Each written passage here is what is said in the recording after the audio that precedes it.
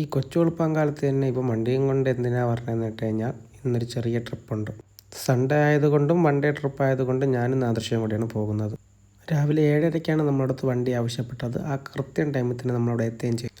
ലഗേജൊക്കെ store ചെയ്ത് നമ്മൾ നേരെ പോകുന്നത് പത്മനാഭപുരം പാലസിലാണ്. അവിടെ എത്തിയപ്പോൾ നമ്മുടെ ഉത്രാടത്തിൻ്റെ വണ്ടിയും കൊണ്ട് നേരെ ദേവം പോകുന്നു. പിന്നെ നമ്മളും വണ്ടി സൈഡാക്കിയിട്ട് കുറേ എസ്തറ്റിക് ഫോട്ടോസ് അങ്ങോട്ട് എടുത്തു. വണ്ടി കിടന്ന് മുഷിയുന്നതിനേക്കാൾ നല്ലത് പാലസിൽ പോയിരിക്കുന്നതെന്ന് തോന്നിയത് കൊണ്ട് ഞാനും നാദൃശ്യം കൂടെ നേരെ പാലസിലേക്ക് പോയി. 9:30 കൂടിയാണ് ഞങ്ങൾ അവിടെ എത്തിയത്. അപ്പോഴത്തേക്ക് തിരക്ക് കുറവായിരുന്നു. പിന്നെ നല്ല തിരക്കായി തുടങ്ങി. അവിടെ നിന്ന് അങ്ങനെ പുറത്തിറങ്ങിയപ്പോഴത്തേക്കും KSRTCയുടെ ബസ് നമ്മുടെ മുന്നിലേക്ക് കൊണ്ടിട്ടു. വനിതാ ദിനത്തിൻ്റെ ഭാഗമായി വന്ന സ്പെഷ്യൽ ബസ്സാണ്. അത് കഴിഞ്ഞ് നമ്മുടെ തിരുവനന്തപുരം പിള്ളേരുടെ എൻട്രികളായിരുന്നു. നമുക്ക് നേരിട്ട് അറിയുന്നതും കണ്ടു മാത്രം പരിചയമുള്ളതും അങ്ങനെ കുറേ വണ്ടികളിലൂടെ എത്തിയിട്ടുണ്ട്. അതുകൊണ്ട് ഓടി നടന്ന് ഞാൻ വീഡിയോസൊക്കെ എടുത്തു. അപ്പോഴത്തേക്ക് നാദൃശ്യയുടെ തോളിൽ കൈയിട്ടുകൊണ്ട് നമ്മുടെ ദിബിൻ എത്തി. ദിബിൻ ഇന്ന് വന്നത് നമ്മുടെ ഹരിയുടെ ഗജവീരയുടെ തേര് തെളിച്ചാണ്.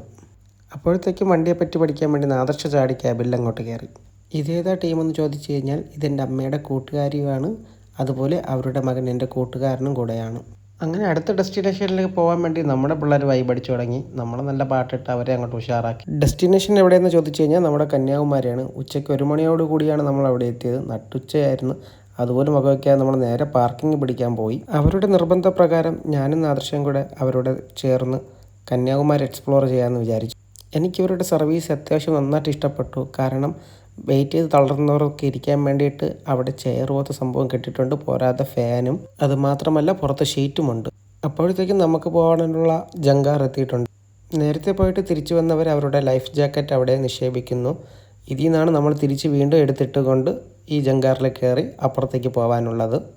അറിവായ കാലം തൊട്ടേ കന്യാകുമാരി വരുന്നുണ്ടെങ്കിലും ഇന്നേ വരെ ഞങ്ങളാരും വിവേകാനന്ദ പറയപ്പെട്ടില്ല. ഇത് ലൈഫിൽ ഫസ്റ്റ് ടൈമായിട്ടാണ് ഇങ്ങനൊരു യാത്ര പോകുന്നത്. കുറച്ച് ദൂരത്തെ യാത്രയാണെങ്കിലും നമ്മൾ വളരെയധികം ഇഷ്ടപ്പെട്ടിട്ടുണ്ട്. ദൂരത്തു നിന്ന് മാത്രം കണ്ട കാഴ്ചകളാണ് ഇപ്പോൾ നമ്മുടെ തൊട്ടടുത്ത് കാണുന്നത്. അതിൽ ഭയങ്കര ഒരു എക്സൈറ്റ്മെൻറ്റും കൂടെ ഉണ്ട്. അതുമാത്രമല്ല ഇതിൻ്റെ ഭംഗി അത്രയ്ക്ക് മനോഹരമാണ്. ഈ കാണുന്നത് സൺറൈസ് കലണ്ടറാണ്. ഇതിൻ്റെ ഫുൾ ഡീറ്റെയിൽസ് എന്താണെന്ന് എനിക്ക് പറഞ്ഞു തരാൻ അറിയത്തില്ല. ഈ ഗ്ലാസ് ബ്രിഡ്ജിൽ കൂടെ നടക്കാനും നല്ല രസമുണ്ടായിരുന്നു. ഇതിന് ഇത്രയ്ക്കും വലിപ്പമുണ്ടെന്ന് നമ്മൾ അടുത്ത് ചെന്നപ്പോഴാണ് മനസ്സിലായത്. അവിടെ നിന്ന് ഇങ്ങോട്ട് മാത്രം നോക്കി ശീലിച്ച ഞങ്ങൾ ഇപ്പോൾ ഇവിടെ നിന്ന് അങ്ങോട്ട് നോക്കാൻ പഠിച്ചു. എന്തോ ഒരു ഭാഗ്യം കൊണ്ട് തിരിച്ചു വന്ന ജങ്കാറിൽ നമുക്ക് കിട്ടിയത് പ്രീമിയം സീറ്റാണ്. ഇതിൽ പുഷ് ബാക്കൊക്കെ ഉണ്ട് കേട്ടോ.